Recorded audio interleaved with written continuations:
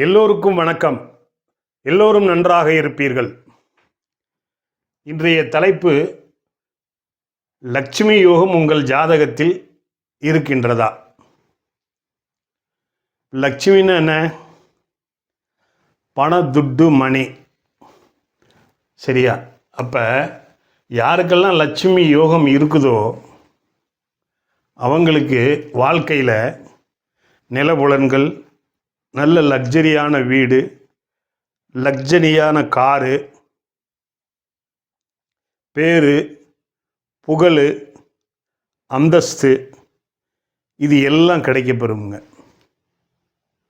இந்த லட்சுமி யோகம் உங்கள் ஜாதகத்தில் இருந்தால். இப்போ நீங்கள் உங்கள் ஜாதகத்தை மனசால் ராசி கட்டத்தை பாவனை பண்ணிக்கோங்க. முடிஞ்சால் எடுத்து வச்சுக்கோங்க. நமக்கு லட்சுமி யோகம் இருக்குதாங்கிறத உங்களுக்கு தெரிஞ்சுக்கிடலாம். சார், லட்சுமி யோகம் மட்டும் இருந்தால் தான் அந்த மாதிரியா சார்? அப்படி இல்லைங்க. எத்தனையோ யோகங்கள் இருக்குது. அதில் இது ஒரு யோகம். லட்சுமி யோகம் இருந்தால் தான் இந்த மாதிரி நிலபுலன்கள், வீடு வாசல்கள், நிறைய பணம், புகழ், அந்தஸ்து இதெல்லாம் இருக்குமானா அப்படிலாம் இல்லை. மற்ற கிரகங்களை வச்சு இருக்கும். அந்த பல யோகங்களில் இது ஒரு லட்சுமி யோகம். சரி, ஃபஸ்ட்டு பாயிண்ட் காலப்புருஷ தத்துவத்துக்கு இது 1ஆம் வீடாக விழுகுங்க. அப்போ இந்த காலப்புருஷத்துக்கு 9ஆம் வீடு எந்த வீடுன்னு பாருங்கள். அப்போ 9ஆம் வீடு இந்த வீடாக வரும் காலப்புருஷ தத்துவத்துக்கு. அப்போ இதனுடைய அதிபதி யார்? குரு. குருனாலே பணம், தனம், பொருளாதாரம் அப்படின்னு வந்துடணும். அந்த குருவோட சுக்கிரன் சேர்ந்துருக்கணுங்க. இப்போ காலப்புருஷனுக்கு 9ஆம் வீடு இது. இங்கே குருவே இருக்கிறாரு. இதோடு சேர்ந்து சுக்கிரன் சேர்ந்துட்டார் அப்படின்னா இது உங்களுக்கு லட்சுமி யோகம்ங்க. சரிங்களா? சரி, இப்போ உங்கள் லக்கணப்படி பார்ப்போம். அப்போ இயற்கையிலேயே உங்களுக்கு காலப்புருஷ தத்துவப்படி குருவும் சுக்கிரனும் இங்கே இருந்துட்டா அது உங்களுக்கு லட்சுமி யோகம். சரி, இப்போ உங்கள் லக்கணம் 12 லக்கணங்களில் எந்த லக்கணம் வேணால் இருக்கலாமுங்க. சரியா? 12 லக்கணங்களில் எந்த லக்கணம் வேணால் இருக்கலாம். சரி, இப்போ நம்ம உதாரணத்துக்கு துலாம் லக்கணம் எடுத்துக்கலாம். இது காலப்புருஷ தத்துவத்துக்கு 7ஆம் வீடு. அப்போ இந்த வீட்டுக்கு பாக்கியாதிபதி யாருன்னு பார்க்கணும். நம்ம ஃபஸ்ட்டு காலப்புருஷ தத்துவத்துக்கு பாக்கியாதி வீடு பார்த்தோம். இப்போ இந்த லக்கணத்துக்கு பாக்கியாதிபதி யாருன்னு பார்க்கணும். அந்த பாக்கியாதிபதியோட சுக்கிரன் சேர்ந்துருக்கணும். அப்போ இந்த துலாம் லக்கணத்துக்கு காலப்புருஷனுக்கு புதன்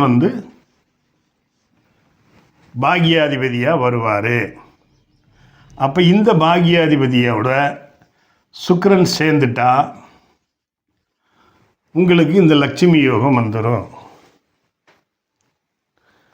பேரு, புகழ், அந்தஸ்து, நிலபுலன்கள், நிறைய வீடுகள், லக்ஸரியான வீடுகள், லக்ஸரியான கார் உங்ககிட்ட இருக்குமுங்க. சரி, இது லக்கணத்துக்கு எந்த இடத்துல இந்த 9க்குரியவனும் அதாவது பாக்கியாதிபதியும் சுக்கிரனும் சேர்ந்திருந்தால் நல்லது. அப்படிங்கிற பட்சத்தில் ஃபஸ்ட்டு கோணங்கள் எடுத்துக்கோங்க.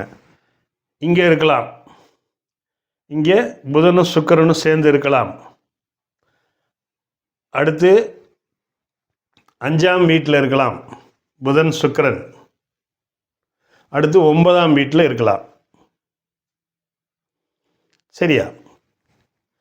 அதுக்கப்புறம் கேந்திரத்தை எடுத்துக்கோங்க. கேந்திரத்துக்கும் 1ஆம் வீடு வரும். 4, 7, 10 இங்கேயும் இருக்கலாம்.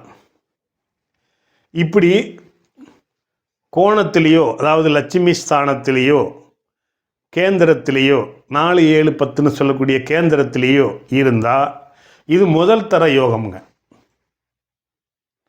ஏன்னா எல்லாம் நினைப்பீங்களே, ஐயையோ நமக்கு இருக்கே, ஆனால் அவர் சொல்கிற மாதிரி கோணத்திலேயோ திரிகோணத்திலேயோ இல்லையே அப்படின்னு நினைக்கிறவங்களுக்கு, சப்போஸ் லக்கணத்துக்கு 3, 6, 8, 12 எங்களுக்கு மறைஞ்சி பாகியாதிபதியோட சுக்கிரன் சேர்ந்திருக்கிறார் அப்படின்னு சொன்னால் 50% பலன் தருமுங்க.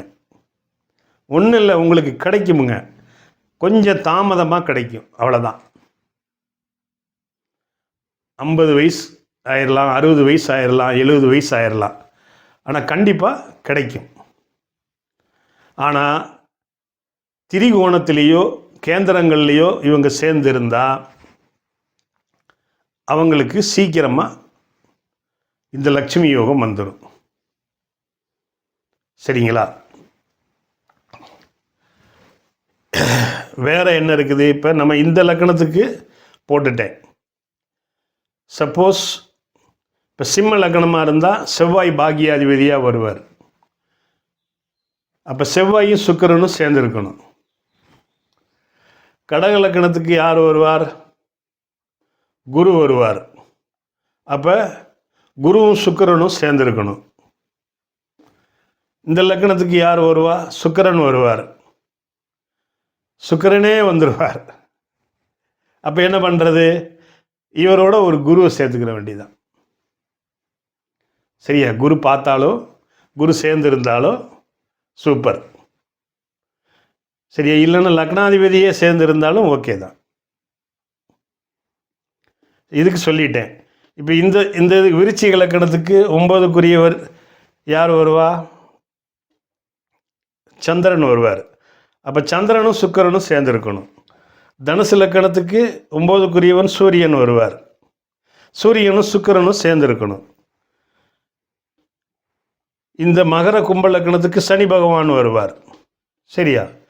அப்போ மகரத்துக்கு புதன் சுக்கிரன்,